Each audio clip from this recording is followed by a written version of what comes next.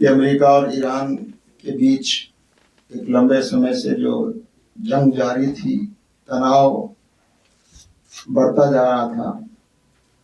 अब एक शांति समझौते पर ये दोनों देश पहुंचे हैं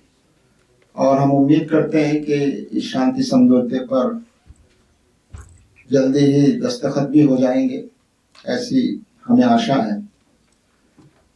हम इसको बहुत अच्छी अलामत के तौर पर देखते हैं और हम इसका स्वागत करते हैं। ये और पहले हो जाना चाहिए था।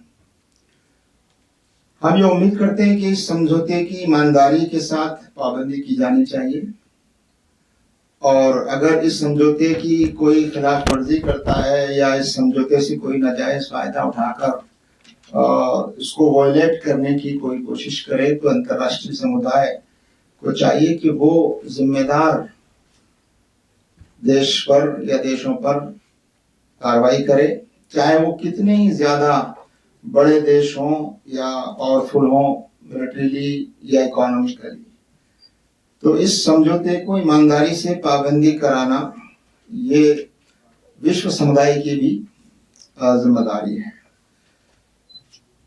हमारा देश भारत एक बड़ा लोकतंत्र है और हमारे देश के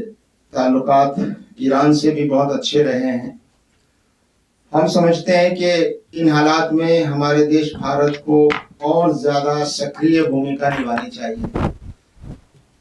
विश्व में और पूरे क्षेत्र में, रीजन में शांति स्थापित करने की जो प्रक्रिया है उसमें हमारे देश भारत को और ज्यादा एक्टिवली हिस्सा लेना चाहिए और इस शांति को, स्थायी शांति और पूरे क्षेत्र में एक बैलेंस और एक संतुलन बनाने का प्रयास हमारा देश कर सकता है। वो इस पोजीशन में है। हम उम्मीद करते हैं कि वो हमारा देश भारत और उसकी सरकार अपना और अच्छा किरदार इस मामले में निभाएगी।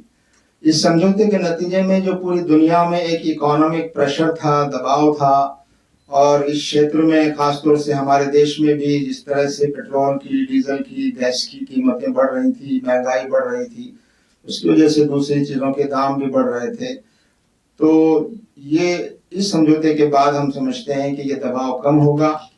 और ये जो परेशानियां पूरे क्षेत्र में खासतौर से और हमारे देश में जो परेशानियां बढ़ रही थी, ये परेशानियां कम होंगी, ऐसी हम उम्मीद करते हैं। इसी मौके पर हम ईरान के साथ जिस तरह से इस पूरे दौर में जिस तरह उस पर हमले किए गए और उसको युद्ध में खींचा गया, जबरदस्ती उन पर जंग थोपी गई और ईरान की सरकार ने और ईरान की आवाम ने जिस मजबूती के साथ और जिस हिम्मत और हौसले के साथ इसका मुकाबला किया और बड़ी बड़ी कुर्बानियां उन्होंने पेश की और दुनिया के सामने एक मिसाल पेश की कि किस तरह एक बड़ी ताकत अगर गलत तरीके से अपने अहंकार में आकर वो छोटे और कमजोर देशों पर हमला करती है तो उसका मुकाबला हिम्मत और हौसले के साथ कैसे किया जा सकता है। तो हम ईरान के सरकार और ईरान के लोगों के साथ यकजहती और सॉलिडरिटी को यहाँ पर दोहराना चाहते हैं और साथ ही अंतर्राष्ट्रीय समुदाय से ये बात भी कहना चाहते हैं कि दुनिया के दूसरे हिस्सों में, खास तौर से गजा में जिस तरह से इजराइल और अमेरिका इजराइल की मदद कर रहा है और वहाँ नरसंहार और जेनोसाइड जारी है, ज्यादतियां जारी हैं और गजा को जिस तरह तबाह कर दिया गया है, अंतर्राष्ट्रीय समुदाय और इंटरनेशनल कम्युनिटी की ये जिम्मेदारी है कि वो इन ज्यादतियों को रोकने में अपना किरदार निभाए और जो इसके मुजरिम हैं उनको सजा दिलाने में पूरी दुनिया के लोग एकजुट हों। जमात इस्लामी हिंद उम्मीद करती है कि ये शांति समझौता पूरी दुनिया में एक स्थायी शांति की तरफ एक अहम कदम है और हमारा मुल्क भारत और बेहतर तरीके से अपना रोल पूरी दुनिया में एक बैलेंस और शांति स्थापित करने में अदा करेगा। हम ऐसी उम्मीद करते हैं। दूसरा मुद्दा राज्यसभा चुनावों का है। आप सब जानते हैं कि राज्यसभा हमारी पार्लियामेंट का अपर हाउस है और बहुत ही अहम फैसले वहां पर होते हैं। हमारा देश लोकतांत्रिक देश है और हम इस पर गर्व करते रहे हैं अभी तक। लेकिन हम ये समझते हैं कि जिस तरह से लोकतांत्रिक मूल्यों का, डेमोक्रेटिक वैल्यूज का और डेमोक्रेटिक ट्रेडिशंस का जिस तरह से कमजोर हो रहा है, और जिन एजेंसियों पर, चुनाव आयोग पर जो भरोसा एक जमाने में हुआ करता था, वो भरोसा कम हुआ है। चुनावों की निष्पक्षता और चुनाव की में ईमानदारी जो है वो धीरे धीरे उस पर बड़े बड़े सवाल खड़े होना शुरू हो गए हैं। पॉलिटिकल पार्टीज को जिस तरह से तोड़ा जा रहा है, खरीदा जा रहा है, उनकी लॉयल्टीज को जिस तरह डरा कर या लालच देकर लॉयल्टीज को खरीदने की कोशिशें हो रही हैं, ये आप पिछले कुछ वक्त से बराबर देख रहे हैं। खासतौर से बंगाल में असेंबली के इलेक्शन के बाद से जिस तरह सियासी तब्दीलियां आ रही हैं, वो हमारे लिए बहुत ही ज्यादा चिंता की बात है। और विपक्ष को एक तरह से कमजोर करने, तोड़ने और बेअसर बनाने की कोशिशें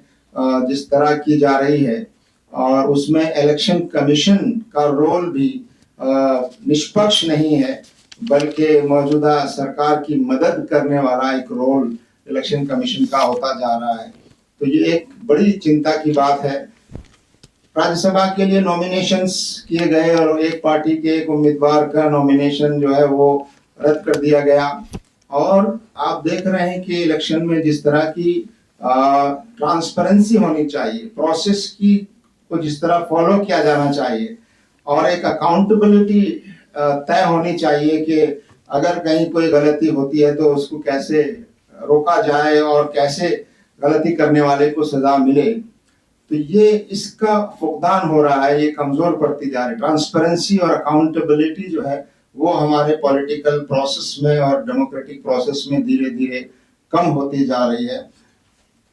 इलेक्शन के जो नतीजे आ रहे हैं, अब लोगों को उन नतीजों पर भरोसा भी नहीं रहा कि जो नतीजे आ रहे हैं और उसके आधार पर जो विधानसभाएं या जो लोग चुनकर आ रहे हैं वो वाकई जनता के वाकई चुने हुए नुमाइंदे हैं या नहीं है, इस पर बड़े सवाल पैदा हो रहे हैं कि जनता ने जिनको चुनना चाहा था और जो वाकई चुने गए या चुने हुए डिक्लेयर किए गए हैं, ये इस पर बड़े सवाल पैदा हो रहे हैं। तो हम इस मौके पर जमात इस्लामी हिंद ये समझती है कि हमारी सभी पॉलिटिकल पार्टीज को, खासतौर से अपोजिशन पॉलिटिकल पार्टीज को भी अपना एक जिम्मेदाराना रोल अदा करना चाहिए। और सरकार में जो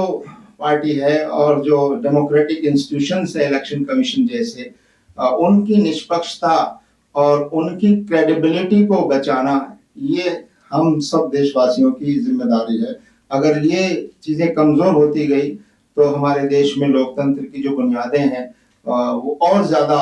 कमजोर हो जाएंगी। तो इन दो विषयों पर यही बात मुझे अर्ज करनी थी।